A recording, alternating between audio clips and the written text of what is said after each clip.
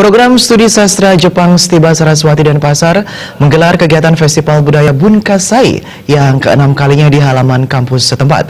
Acara menjadi wujud eksistensi jurusan sebagai wadah pembelajaran bahasa asing, khususnya bahasa Jepang. Kegiatan Festival Budaya Bunkasai merupakan agenda tahunan dari program studi sastra Jepang Stiba Saraswati Denpasar. Acara Festival Bunkasai juga berkaitan perayaan hubungan diplomatik antara Indonesia dengan Jepang yang ke-60. Acara berlangsung selama 2 hari dari 5 dan 6 Mei 2018. Kepala Stiba Saraswati Denpasar Iko Mangsulatra mengatakan, kegiatan Bunkasai diselenggarakan sebagai ajang kreativitas mahasiswa program studi sastra Jepang Stiba Saraswati Denpasar. Bunkasai untuk mengimplementasikan bagian budaya Jepang yang dipadu dengan budaya Indonesia kepada masyarakat luas. Bunkasai bertemakan festival jembatan penghubung antara Indonesia dan Jepang. Diharapkan mahasiswa program studi sastra Jepang dapat menjadi jembatan penghubung antara Jepang dan Indonesia untuk lebih meningkatkan jalinan persahabatan, pemahaman budaya, cara berpikir, dan hal lainnya.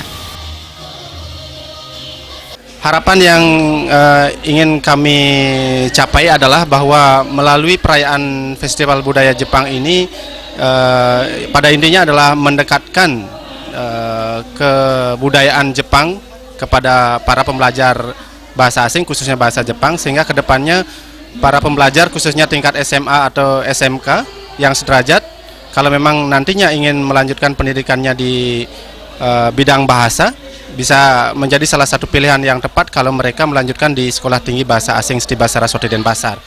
Konsul Jenderal Jepang di Denpasar, Mr. Hirohisa Chiba mengatakan sangat mengapresiasi Festival Bunkasai yang digelar oleh program studi bahasa Jepang Stiba Saraswati Denpasar.